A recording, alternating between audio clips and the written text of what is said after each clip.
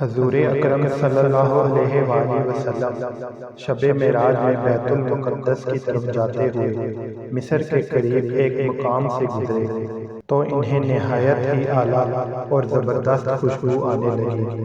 آپ صلی اللہ علیہ وآلہ وسلم نے حضرت جبرائیل علیہ السلام سے پوچھا کہ یہ خوشبو کیسی ہے؟ جواب ملا کہ فرعون کی بیٹی کی باندی مشاطہ اور اس کی اولاد کی قبر سے آ رہی ہے۔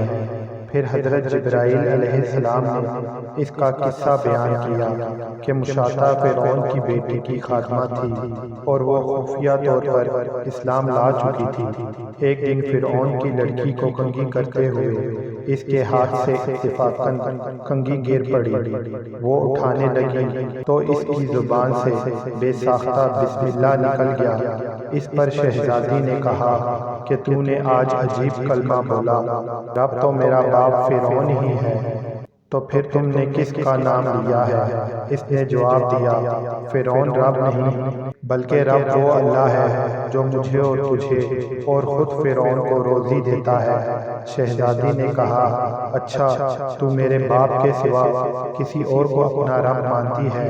اس نے جواب دیا، ہاں ہاں، میرا تیرا اور تیرے باپ کا سب کا رب اللہ تعالیٰ ہی ہے۔ شہزادی نے اپنے باپ سے کہلوایا، وہ سخت غضبناک ہوا اور اسی وقت اسے برسر دربار بلوا بھیجا اور کہا، کیا تو میرے سوا کسی اور کو اپنا رب مانتی ہے؟ اس نے کہا کہ میرا اور تیرا رب اللہ تعالیٰ ہی ہے جو بلندیوں اور بزرگی والا ہے۔ فرعون نے اسی وقت حکم دیا کہ تانبے کی جو گائے بنی ہوئی ہے اس کو خوب تپایا جائے اور جب بالکل آگ جیسی ہو جائے تو اس کے بچوں کو ایک ایک کر اس میں ڈال دیا جائے، آخر میں اسے بھی اس میں ڈال دیا جائے۔ چنانچہ وہ گرم کی گئی، جب آگ جیسی ہو گئی تو حکم دیا کہ اس کے بچے کو ایک ایک کر کے اس میں ڈالنا شروع کرو۔ اس نے کہا، بادشاہ ایک درخواست میری منظور کرو، وہ یہ ہے کہ میری اور میرے ان بچوں کی ہڈیاں ایک ہی جگہ ڈال دینا۔ اس نے کہا، اچھا تیرے کچھ حقوق ہمارے ذمہ ہیں، اس لیے یہ منظور ہے۔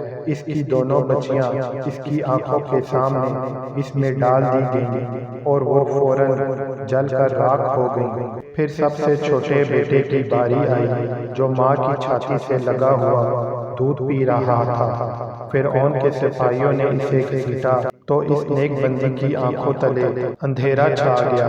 اللہ تعالیٰ نے اس بچے کو اسی وقت زبان دی اور اس نے بآواز بلند کہا، اماں جان افسوس نہ کر، اماں جان ذرا بھی پس نہ ہونا، حق پر جان دینا ہی سب سے بڑی نیکی ہے۔ چنانچہ اسے صبر آ گیا، اس بچے کو بھی آگ میں ڈال دیا گیا اور آخر میں ان کی ماں کو بھی اسی آگ میں جلا کر مار دیا۔ یہ خوشبو کی مہکیں ان کے جنتی محل سے آ رہی ہیں۔ سبحان اللہ۔